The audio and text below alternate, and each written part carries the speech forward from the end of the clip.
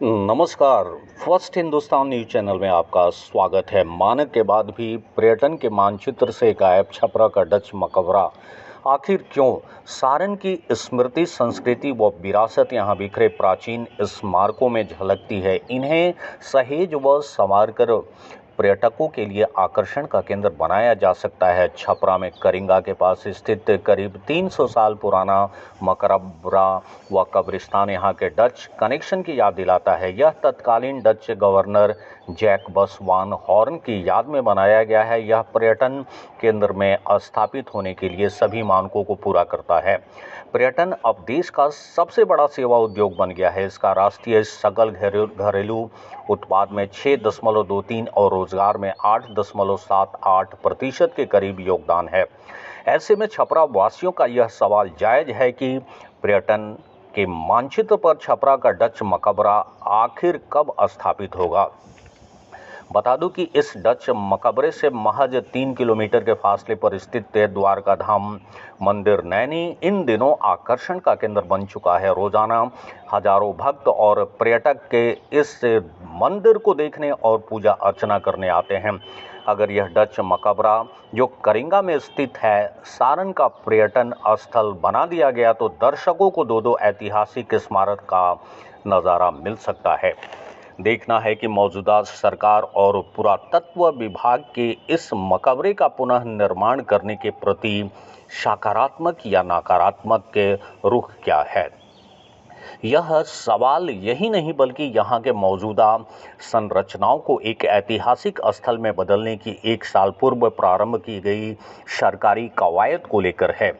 कहा तो यह गया था कि इसे पर्यटक स्थल के रूप में विकसित कर डच कनेक्शन वाले भारत का सबसे पुराने ऐतिहासिक स्थलों में से एक घोषित किया जाएगा।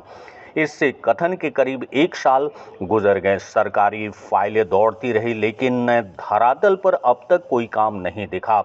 अगर यही मकबरा भारत के किसी अन्य राज्यों में होती तो उसे पुनः निर्माण कर पर्यटक के स्थल का दर्जा दे दिया जाता। आखिर सारण के साथ ऐसा सौतेला व्यवहार क्यों? स्मारक अधिनियम के तहत संरक्षित स्थल का होना था जीर्णोद्धार। छपरा का यह डच मकबरा कब्रिस्तान व तालाब करीब 1 एकड़ भूमि में फैला है। बिहार सरकार के स्मारक अधिनियम के तहत वर्ष 2021 के मार्च में इसे संरक्षित घोषित किया गया। यहाँ की संरचनाओं के नवीकरण के बड़े पैमाने पर कार्य करने की योजना बनी।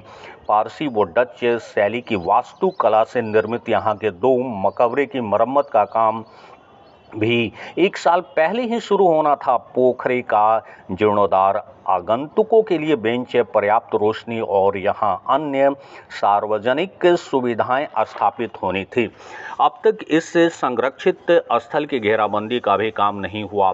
तत्कालीन डीएम दीपक आनंद ने देखा था पर्यटन केंद्र का सपना। इसके ऐतिहासिक के महत्व को देखते हुए 2015 में तत्कालीन डीएम दीपक आनंद ने इसे पर्यटन केंद्र बनाने का सपना देखा था। उन्होंने विस्तृत कार्य योजना तैयार करके स्वीकृति के लिए सरकार को भेजा। इसके प्रस्ताव पर उस समय के पुरातत्व निदेशक अतुल कुमार वर्मा ने विभाग के वरीय तकनीकी निदेशक हर्ष कुमार को छपरा भेजा। यहाँ स्थल निरीक्षण करने के बाद उस तकनीकी अधिकारी ने डीएम के प्रस्ताव को जनहित व कार्यहित में अत्यधिक लाभकारी बताया था। दीपक आनंद के स्थानांतरण के कुछ वर्ष बाद डॉक्टर नीलेश देवरे यहाँ के डीएम बने। उन्होंने इस स्थल का दौरा किया और लंबे समय से उपेक्षित यहाँ की संरचनाओं की क्षमता का एहसास किया। उन्होंने इसे पर्यटन के विश्व मानचित्र पर लाने का संकल्प लिया। उनका संकल्प हकीकत में बदले इससे पूर्व ही उनका यहाँ से ट्रांसफ़र हो गया और पर्यटन केंद्र की योजना फाइलों में दब गई। डच कंपनी का वर्ष 1770 तक रहा था छपरा पर कब्जा। डच यात्री ट्रेवरिन सबसे पहले 21 दिसंबर 1665 को पटना पहुंचे।